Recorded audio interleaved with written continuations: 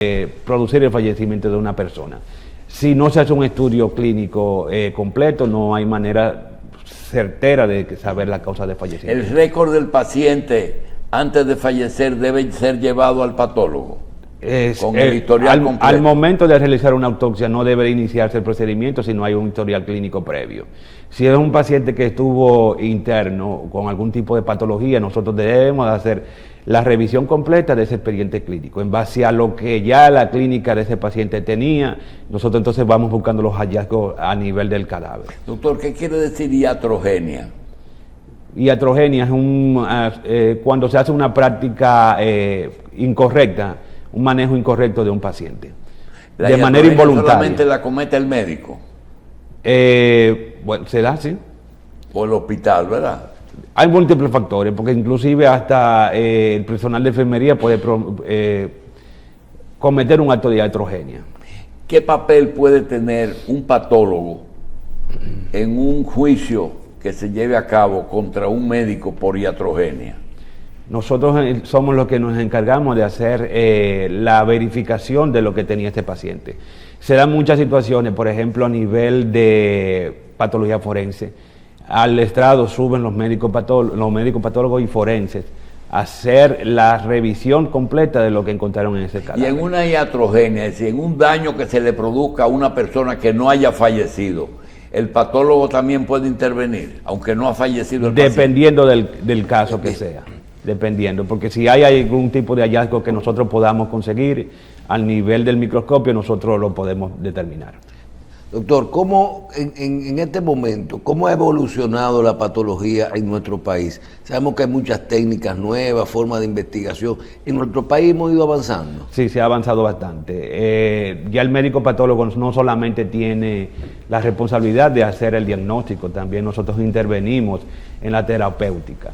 Generalmente, por ejemplo, el paciente se evalúa previo a la cirugía y después del tratamiento. Nosotros, por ejemplo, en el cáncer de mama podemos determinar primero el diagnóstico temprano del cáncer en la paciente. Se le hace los estudios complementarios para saber cuál es la terapéutica a seguir. Y luego del tratamiento nosotros evaluamos las respuestas al tratamiento. Entonces nosotros intervenimos desde el diagnóstico inicial hasta la evaluación del tratamiento. Hay un tema muy delicado, doctor. Usted sabe que con la muerte de personas fuera de su origen, se produce a veces la preparación de cadáveres para enviarlo a otro país, o sencillamente familiares que quieren velar más tiempo sus familiares y lo hacen ordenándole a la funeraria que preparen los cadáveres. Hay técnicos en preparación y conservación de cadáveres, o le inyectan sustancias, o a veces les traen, si es por mucho tiempo, les traen vísceras. Yo le quiero preguntar, ¿es posible, o se ha presentado el caso, que una simple preparación de un cadáver aparezca una señal de una enfermedad que no trajo el paciente en su certificado médico, o cuando abren el cadáver para sacar vísceras, o alguna señal de violencia? Sí, puede aparecer. Pero eso no se da, esa gente nunca lo dice. Hay situaciones que realmente no se conocen de manera pública, pero en el momento de cualquier tipo de procedimiento de tanatología, el personal entrenado debe de, por ejemplo, llamar a la autoridad competente. Se llama al INACIF si hay algún tipo de signo. ¿Aquí es el INACIF? El INACIF. ¿Qué es el INACIF? Instituto Nacional de Ciencia Forense, que es el brazo auditor de la Procuraduría General de la República en el tema médico-legal. En ese caso se hace una autopsia médico-legal para determinar causas y posiblemente la realización de un asesinato. Doctor, como presidente de la sociedad, tanto nacional como regional, ¿qué casuística tienen ustedes reportada entre médicos de personas que fallecen por causas sospechosas. Es decir, por ejemplo, nosotros tuvimos una experiencia con una señora que había tenido 3 matrimonios, y ella de broma nos dijo, digo yo, pero tú tuviste 3 matrimonios y se han muerto los 3. Dice, es que yo le doy un cafecito. Eso fue, yo creo que un chiste. Sí. Pero mi pregunta ¿es posible que haya muchas muertes que no se conozcan su origen? Por ejemplo, aquí la aplicación de la Ley General de Autopsia, la Ley 136/80, dice muy claro que aquellos pacientes que fallecen de manera repentina, sin una causa aparente y en un aparente estado de salud física y mental adecuada, si fallecen de manera repentina, debe de realizarse una autopsia médico-legal. Si se produce, por ejemplo, un fallecimiento repentino de una persona que en aparente buen estado de salud fallece, lo ideal es que se le realice una autopsia médico-legal. Ahí, por ejemplo, y interviene... esas autopsias médico-legales, la familia no tiene, cuando son obligatorias, la familia no tiene que autorizarlas. No. La autoridad competente, el médico legista o el médico forense que hace el levantamiento, puede determinar que ese paciente... ¿Es el médico o es un juez que tiene que determinar? El médico legista. Generalmente, al momento del levantamiento, si el médico legista ve que hay algún tipo de signo de que no coincide con lo que se relata en la historia, debe de solicitar que se le haga una autopsia médico-legal. ¿Es muy común? Aparece con frecuencia. ¿Tenemos la cantidad suficiente de médicos legistas para el crecimiento de la población y para todos esos casos de muertes repentinas, de gente que no se puede enterrar sin un experticio previo? Hay fallas porque, por ejemplo, cuando se dan situaciones de que hay un cadáver, se dan muchas la situación de que tienen que esperar horas para que se haga un levantamiento de manera adecuada. En esa parte yo entiendo que hay que hacer un reforzamiento del personal que hace este trabajo. Sí. Y otra cosa, usted hablaba ahorita de las biopsias y la importancia para la detección temprana de cáncer, pero existe entre algunas personas el mito de que en la biopsia, de que cuando se toca el tumor posiblemente se le esté incentivando a crecer más. Entonces, ¿qué puede decirle usted a esas personas que quizás temen que en la toma de biopsia las cosas se agraven? Si un paciente tiene... ¿Puede agravarse primero? No, porque si un paciente tiene un tumor, lo tiene. Si no se hace el diagnóstico temprano, entonces su sobrevida se altera. Con usted negar la realidad no la resuelve. Entonces, realmente debe salir de esa percepción de la población general. Hay ciertas situaciones, ciertos tipos de tumores que sí, el médico especialista se encarga de hacer el diagnóstico de una manera correcta. Por ejemplo, hay lesiones a nivel renal que por imágenes se hace el diagnóstico. Y el patólogo en el momento de la cirugía sí confirma, porque si en el momento en que se hace la punción con la biopsia el tumor se disemina. Pero la mayoría de las lesiones tumorales sí, se hace una pequeña toma de tejido que se recibe en el laboratorio de patología y nosotros tenemos la capacidad de hacer el diagnóstico. Doctor Cruz, la aparición de los avances en investigación, identificación de ADN, ¿cambió mucho su especialidad? Claro que sí. ¿De qué año en adelante? En los últimos 25 años se ha hecho un avance significativo en cuanto al enfoque del médico patólogo. No solamente identificación de paternidad, ¿verdad? No, hay estudios que se hacen para determinar las alteraciones a nivel genético y eso conlleva a dirigir el tratamiento en el paciente. Por ejemplo, en el paciente con cáncer de mama se hace estudio de la determinación de ciertos genes que si están presentes en ese tumor, el tratamiento varía. Entonces hay una terapia dirigida a ese paciente. Sí, o sea que el tipo de quimioterapia o puede ser, el medicamento es distinto. Distinto totalmente. Porque el comportamiento ante ese medicamento lo determina, por ejemplo, el reporte de patología. Por el tipo de célula que tiene. Sí. Y esa determinación, ¿hasta dónde pone el patólogo a sugerirle al médico un tratamiento en paciente que no ha muerto? ¿Es posible? Sí. ¿En qué caso? Es decir, ustedes tienen la posibilidad de decir, mira,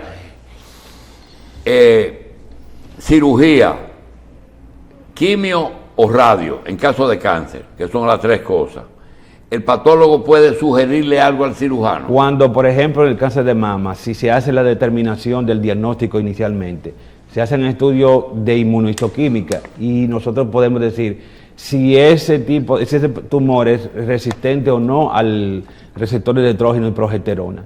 Si tiene un índice de proliferación alto, ya eso enfoca al médico oncólogo a hacer el tratamiento. Bien. ¿Cuáles son los casos en que el tiempo hace desaparecer el diagnóstico? Es decir, muere una persona, en las primeras 24 horas que se consigue, después, hasta que tú consigues una momia en Egipto y buscas un patólogo. ¿Qué puede decir un patólogo de una persona que murió hace 3.000 años?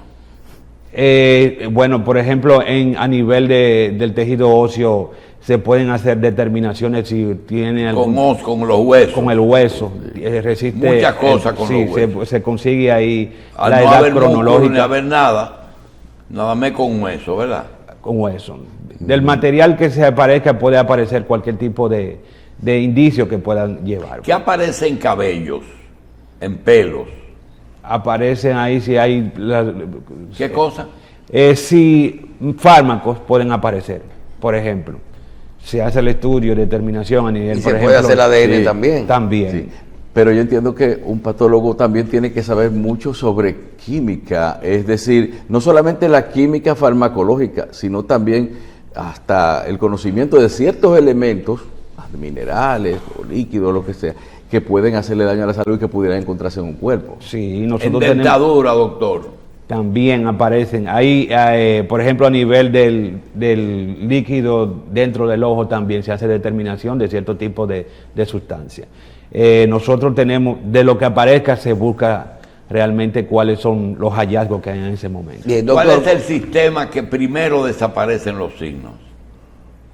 ¿Cómo así? De los, Sí. de los sistemas, el circulatorio, el nervioso, el muscular. ¿Cuál es el que primero, con la muerte, desaparecen los signos? Los signos, por ejemplo, a nivel cerebral se descomponen El cerebro. se descompone con facilidad. Entonces, por ejemplo, nosotros hacemos el estudio completo.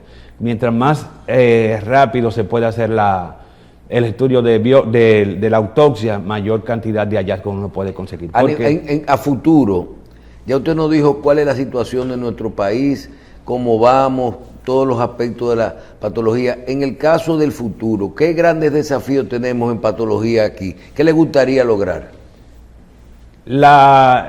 a nivel nacional debería de tenerse mayor atención a los servicios de patología. Hay una disparidad en cuanto a la cantidad de recursos que se destinan. Por ejemplo, a nivel público hay un extremo. El servicio de patología del INCAR, que es el Centro de Oncología del Estado, del Sistema Nacional de Salud, tiene un desarrollo envidiable. Pero no pasa lo mismo con otros servicios de patología a nivel periférico en hospitales. Cada uno de los hospitales debería de tener un servicio de patología adecuado, porque nosotros somos los auditores del procedimiento, tratamiento y diagnóstico en los centros de salud. Si yo afirmo esto, ¿hasta dónde me puedo equivocar? El médico dominicano utiliza mucho el patólogo para biopsias, mucho, pero se utiliza muy poco para autopsias. ¿Es así? Es así. Lamentablemente, por un asunto cultural, la mayoría de los familiares se reniegan a que se les realice el procedimiento de autopsia. Entonces nosotros entendemos que la población general debe tener conciencia de la importancia. Por ejemplo, debe haber una legislación mayor, más severa en cuanto a eso. Debe de ser modificada la legislación actual, porque data del año 1980. Esa demanda de patólogos que nosotros señalamos con las biopsias, ¿los que tenemos son suficientes? ¿O usted cree que debe haber más patólogos aquí? Hay personal suficiente. ¿Ustedes no quieren en la actualidad. competencia? No, no, nosotros hay que hacer relevo generacional, porque realmente nosotros no podemos negarnos a que vaya avanzando el campo de la medicina y en especial de la anatomía patológica. Sí hace falta, como le mencionaba al inicio, mayor atención a los servicios de patología a nivel del sistema público. No todos los departamentos de patología están... Aunque haya el departamento, no están lo suficientemente equipados. No están lo suficientemente equipados. Nosotros, es decir, en todas partes no hay una morgue y un departamento de autopsias. No lo hay en todos los hospitales del país. No están hay muchos hospitales que no tienen un servicio de patología, aunque tengan morgue. Y hay muchas morgues que no están en la condición adecuada. ¿Qué debe tener una morgue, doctor?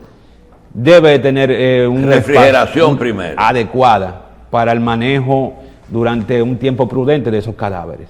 Segundo, el servicio, si es un hospital que tiene interés en formación, debería tener una sala de autopsia para que el personal adecuado haga el procedimiento.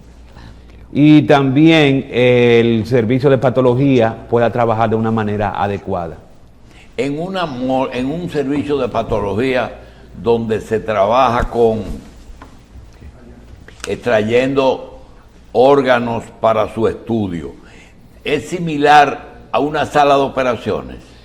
Aunque sí. No haya la asepsia debida. En el área, por ejemplo, en el área de trasplante, el Hospital General Plaza de la Salud tiene un área de trasplante adecuada. A nivel de en la zona donde se hace el procedimiento, se hace con el debido cuidado adecuado. Nosotros, por ejemplo, recibimos, cuando se hace un trasplante renal, se hace toma del tejido a ser trasplantado. Entonces nosotros de manera rápida y oportuna valoramos la fiabilidad de hacer ese procedimiento. El paciente está en el área de cirugía y esa área es totalmente estéril. Doctor, en lugares, áreas que se utilizan los patólogos, usted menciona siempre los centros y todo eso, siempre es específico de en qué área se utiliza la patología. ¿Un paciente cuándo debe a dónde acude o solamente quiénes son los que utilizan los patólogos? Nosotros somos parte de un equipo multidisciplinario. Nosotros recibimos directamente las muestras y los tejidos que llegan de diferentes áreas. Nosotros no tenemos, por ejemplo, interacción directa con el paciente. Si usted va a una consulta... Si son vivos, son biopsias. Si son muertos, son autopsias. No. Nosotros como médicos patólogos, la mayor parte del trabajo son biopsias y son pacientes vivos. Una paciente todo eso cuando uno dice que le están haciendo, que te van a hacer una biopsia para chequear si tú tienes cáncer o si tú tienes una célula maligna o qué tipo de célula tienes, todo es un patólogo que al final está, porque uno pensaba que era un laboratorio. Nosotros como patólogos recibimos, por ejemplo, una paciente va a la consulta ginecológica, se realiza un Papa Nicolau, un procedimiento no doloroso. ¿Y el Papa Nicolau lo hace un patólogo? El médico ginecólogo hace la toma y nosotros hacemos el diagnóstico al microscopio. No es el laboratorio normal. No, nosotros... Doctor, después del Papa Nicolau, que lo manda el ginecobstetra, ¿es el dermatólogo el que más muestras manda al patólogo? Dependiendo del área de trabajo. Por ejemplo, nosotros en gastroenterología, todo lo que se hace en procedimiento endoscópico, nosotros lo recibimos. Nosotros recibimos trabajo de ginecología, con el Papa Nicolau principalmente. La incidencia aquí de cáncer de cuello uterino es bastante elevada y es un asunto también de preocupación por parte de la sociedad. Ser presidente de una sociedad implica mucha información internacional. No queremos la información local porque puede haber otro tipo de implicaciones. ¿Qué porcentaje nos da la casuística mundial de diagnósticos que debieron hacerse a través de biopsia y no se hicieron a tiempo y apareció un cáncer posterior? Es decir, biopsia a tiempo, háblenos de eso. A nivel, por ejemplo, con colegas de Centroamérica y Suramérica hay una preocupación alta en cuanto a la incidencia de cáncer de cuello uterino en estadio avanzado. Esas son pacientes que llegan a un diagnóstico tardío. Si no se hace un diagnóstico temprano, esa paciente va a conllevar un tratamiento mucho más agresivo. El Papa Nicolau no da cáncer de cuello, no habla de eso. Como tamizaje, el Papa Nicolau determina aquellas pacientes que se deben de revisar de manera puntual. ¿Solamente cáncer de cuello o puede hablar de otro lugar en los anexos? Básicamente en cuello uterino y vagina. Papa Nicolau es un procedimiento de tinción. En cuello uterino y vagina, no en útero. En útero ya sería una realización de una biopsia. Próstata, doctor.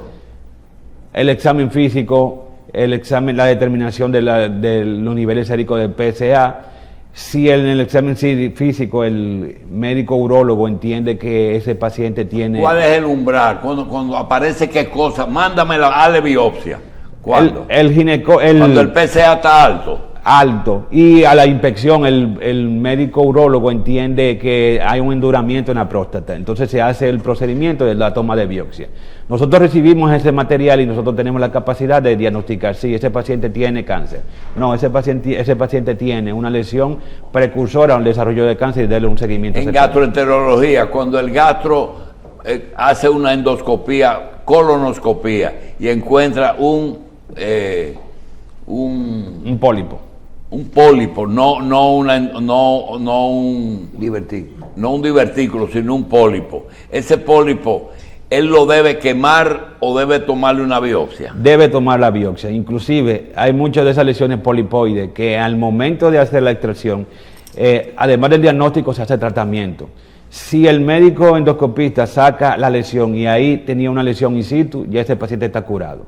Le evitó el desarrollo de una lesión mayor. Bien, muy bien. Es fácil el Papa Nicolau, el pólipo. Háblenos de pulmón.